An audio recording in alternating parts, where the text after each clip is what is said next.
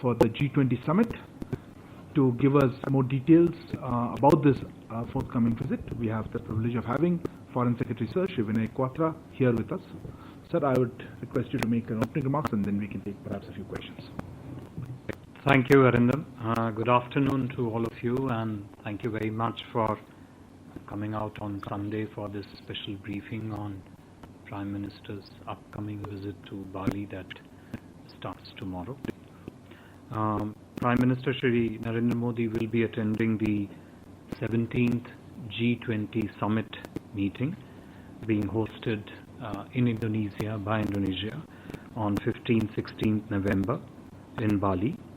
The summit is likely to be attended, as is the tradition, by the leaders of G20 member countries, guest countries and international organizations. As you all know, G20 is the premier forum for international economic cooperation, and it plays a crucial role in shaping and strengthening the global architecture and governance on all major international economic and developmental issues. The G20 members represent around 85% of the global GDP, over 75% of the global trade, and about 2/3 of the world's population. This G20 summit is particularly special because, as you are 2022 for a one-year period, and the presidency handover will take place during the summit in Bali. During the summit, Prime Minister Modi and other G20 leaders will deliberate extensively upon key issues of contemporary relevance, including the state of global economy, issues relating to energy, environment, agriculture, health, and digital transformation, etc. As per the current program, the Bali summit comprises of 3 working sessions at the leaders level, where PM will be participating. These include the sessions on food and energy security, a session on digital transformation, and a session on health. G20 deliberations have acquired a greater salience in the current global economic and political context. Coming on the top of the existing environmental challenges, lack of progress in the SDGs, and the pandemic, the world is currently struggling with many important challenges. These include uneven post-pandemic economic recovery, debt vulnerabilities, especially in the countries of the global south, ongoing conflict in Europe, and its knock-on effect, such as food security challenges, energy crisis, and inflation on all countries of the world. G20 leaders will discuss these challenges and underscore the importance of closer multilateral cooperation to help overcome these challenges. As the incoming presidency, India has always actively engaged in the past and during this presidency of Indonesia also with all the G20 countries and participants throughout this year. Our position has been of steadfast and strong support to Indonesia, which as the presidency has shown strong leadership in ensuring that the G20 platform discusses issues of substantive interest to the world.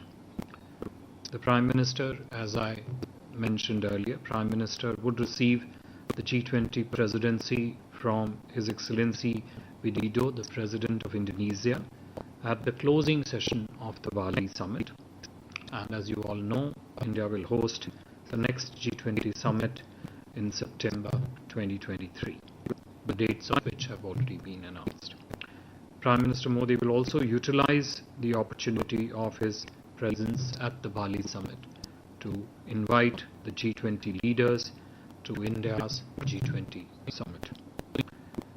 The G20 summit program also includes a leaders' visit to what is called in Bahasa Indonesia Taman Hutan Raya, some mangrove forest in Bali on 16th of November. As you know, mangroves are an important refuge of coastal biodiversity and act as bioshields against extreme climatic events and as important carbon sinks. India's own mangrove cover is significant, with one of the highest biodiversity in the world. We also recently had agreed to join the Global Mangrove Alliance, which was launched jointly by Indonesia and UAE. On the sidelines of the Bali summit, Prime Minister would have several bilateral interactions with the G20 leaders to brief them, of course, on India's evolving G20 priorities, as also to review key elements of bilateral engagement with these world leaders. India's G20 presidency hopes to provide new strength, direction and perspective to G20 discussions on diverse subjects, which include green development, lifestyle for environment, digital transformation, inclusive and resilient growth, women-led development, and more importantly, a greater voice for the global south in issues of international economic cooperation, as also on the need for reformed 21st century institutions. During our G20 presidency, India, Indonesia and Brazil would be the Troika. This would be the first time in G20 that the Troika would consist of 3 developing countries and emerging economies in a row. India, as the next chair, would endeavor to provide a greater voice to issues of interest to the global south, as I said earlier, and steer the G20 agenda in a representative and balanced manner. During his visit to Bali, the Prime Minister will also address and interact with the Indian community and Friends of India in Bali at the Indian Community reception on the 15th of November.